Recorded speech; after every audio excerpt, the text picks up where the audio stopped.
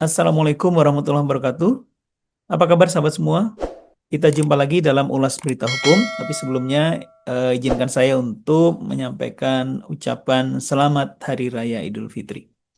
Kali ini kita akan mengupas mengenai perjumpaan Presiden Prabowo dengan sejumlah tokoh, antara lain Najwa Shihab dan juga tokoh-tokoh lain. Kita akan membincang soal itu. Sahabat semua, bayangkan ya, kalian lagi jalan pulang atau jalan ke suatu tempat, tiba-tiba boom, cairan kimia atau air keras menghancurkan wajah dan masa depan kalian. Ini bukan film horor. Ini kenyataan yang menimpa aktivis kita. Baru-baru ini Presiden Prabowo Subianto melempar pernyataan yang keras. Penyiraman air keras itu biadab dan itu adalah terorisme.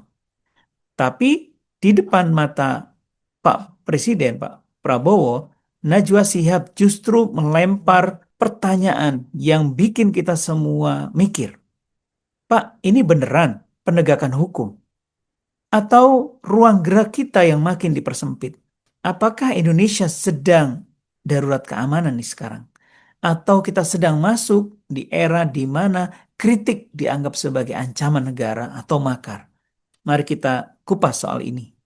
Air keras yang sedang ramai dibicarakan ini menyangkut dengan tindakan beberapa orang melakukan penyiraman air keras kepada seorang aktivis ya.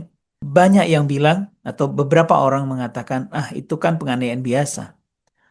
Bukan, sahabat semua. Ini ya memang secara hukum bisalah mungkin dicari soal penganiayaan atau penganiayaan dengan rencana dan sebagainya di KUHP nasional ya. Tapi air keras itu beda kelas. Kalau kalian mukul orang, lukanya bisa sembuh. Tetapi air keras, nah itu dirancang untuk merusak permanen.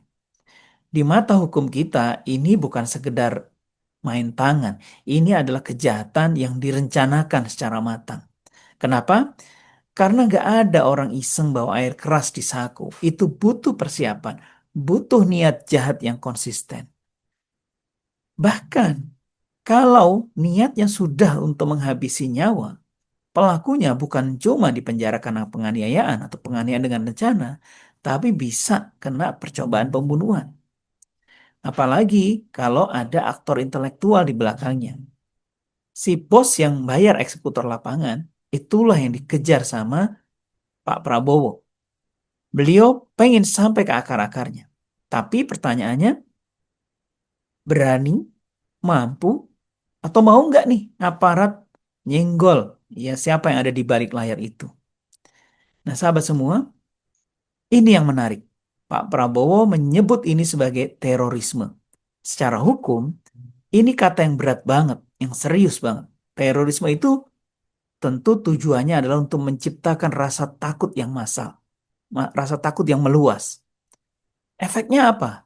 Masyarakat jadi takut buat ngomong, buat bicara. Aktivis jadi mikir untuk mengkritik pemerintah.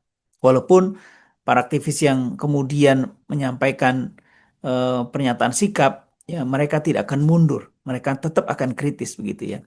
Nah, masalahnya untuk masyarakat luas ya, kalau suasana ketakutan ini sengaja diciptakan, maka pelakunya memang layak disebut teroris.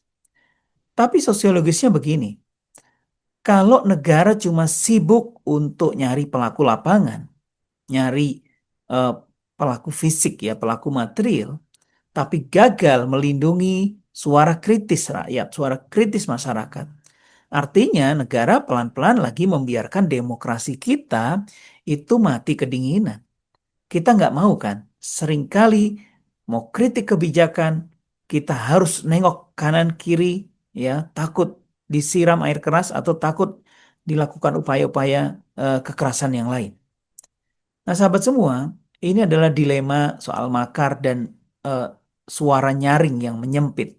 Jadi, kita sekarang masuk ke bagian yang paling panas dari obrolan Prabowo Subianto dan Najwa soal isu makar. Di satu sisi, Presiden punya tugas jaga stabilitas. Ada yang mau bikin rusuh, ya ditindak.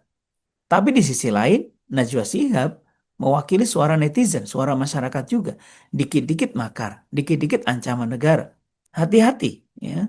Garis antara kritik yang membangun atau kritik lah dengan tindakan makar itu ya bisa dibuat jadi tipis nih, ya. Kalau hukumnya nggak objektif. Jangan sampai narasi makar ini dipakai cuma buat membungkam orang yang vokal, orang yang kritis.